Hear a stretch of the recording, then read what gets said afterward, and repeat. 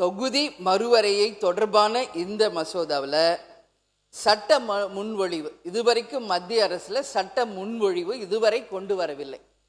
அப்படி இருக்கையில் நம் தமிழ்நாட்டில் அந்த கொண்டு வருவதை எந்த அடிப்படையில் இது சரியாக இருக்கும் என்பதை நான் கேட்கிறேன். ஏன்னா இதுவரைக்கும் சட்ட முன்வழிவு நம்மளுடைய மத்திய அரசு கொண்டு வரவில்லை. மக்கள் தொகை அடிப்படையிலே தான் இந்த தொகுதி மறுவரை செயல்படுகிறது என்று நாம் நினைத்தால், இன்றைக்கு தமிழகத்தை விட பல்வேறு மாநிலங்களில் மக்கள் தொகை அதிகமாக இருக்கிறது. அந்த மக்கள் தொகை அதிகமாக இருக்கிறது என்ற ஒரு காரணத்துக்காக தமிழ்நாட்டில் இருக்கின்ற எம்பிக்களினுடைய எண்ணிக்கை குறைய வாய்ப்பு இருக்கிறது. எனவே மத்திய மாநில அரசுகள் இரண்டும் கலந்து எல்லா மாநிலங்களுக்கும் 50% நாடாளுமன்ற உறுப்பினர்கள் எண்ணிக்கையை கணிசமாக உயரும் வகையில் சமமாக கொண்டு வர வேண்டும். அப்பொழுதுதான் தமிழ்நாட்டிலும் நம்மளுடைய எம்பிக்களுடைய எண்ணிக்கை உயரும் என்பதில் மாற்று கருத்து இல்லை. அதே போல 543 எம்பிக்கள் இருக்கின்ற இடத்திலே 815 எம்பிக்கள் வருவதற்கு வாய்ப்பாகும். இன்றைக்கு நிலையில் தமிழ்நாட்டில் மொத்தம் 39 எம்பிக்கள் மட்டுமே இருக்கின்றார்கள்.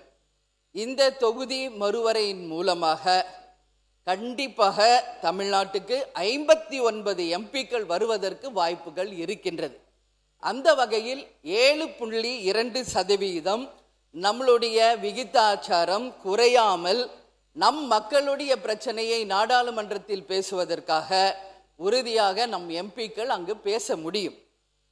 இன்றைய நிலையில் 10 லட்சம் மக்களுக்கு ஒரு எம்பி தான் இப்பொழுது நாடாளுமன்றத்திலே இருக்கிறார்கள். இந்த தொகுதி மறுவரை செய்வதன் மூலம் 7 லட்சத்திலிருந்து 8 லட்சம் மக்களுக்கு ஒரு எம்பி விகிதமாக அந்த தொகுதிக்கு மக்கள் சிறப்பாக கண்டிப்பாக நம்மளுடைய எம்பிக்கள் பணியாற்ற முடியும். இப்போ 10 லட்சம் பேருக்கு ஒரு எம்பி வேலை செய்யறதுக்கும் 7லிருந்து 8 லட்சம் மக்களுக்கு ஒரு எம்பி அந்த மக்கள் குறைகளை நேரடியாக கேட்டு அதை பாராளுமன்றத்திலே பேசி தமிழ்நாட்டுக்கும் தமிழக மக்களுக்கும் அதன் மூலம் பல்வேறு விதமான திட்டங்களை கொண்டு வர முடியும். எனவே அந்த மக்கள் தொகை மறுசீரமைப்பில் உறுதியாக தமிழ்நாட்டுக்கு 59 எம்பிக்கள் மேல் வரும்பொழுது 7லிருந்து 8 லட்சம் மக்களுக்கு ஒரு எம்பி வீதம் கண்டிப்பாக வரும்போது அது சிறப்பாக இருக்கும் என்பதில் மாற்று கருத்தில்லை. அதே போல பெண்களுக்கு 33% தர வேண்டும் என்று ஒரு தீர்மானம், அதை ஒரு பெண் அவை உறுப்பினராக தேசிய முற்போக்கு திராவிட கழகத்தின் பொதுச் செயலாளராக ஒட்டுமொத்த பெண்கள் சார்பாக அதை நான் வரவேற்கிறேன். ஏற்கனவே புரட்சி கலைஞர் கேப்டன் அவர்கள் இருந்த பொழுது 33%க்காக மாபெரும் ஒரு பெண்கள் மாநாடு நடத்தி பெண்களுக்காக ஒரு சீருடையை கொடுத்து பெண்களுக்கு மரியாதை கொடுத்தவர் இந்த அவையில் எதிர்க்கட்சி தலைவராக இருந்த கேப்டன் அவர்கள். அந்த வகையில் பெண்கள் தான் இந்த நாட்டின் கண்கள் என்பதில் யாருக்கும் எந்த மாற்று கருத்தும் கிடையாது. இங்கே இருக்கின்ற ஒவ்வொரு உறுப்பினருக்கும் நிச்சயமாக பேக் போன் யாருன்னா பெண்கள் தான்.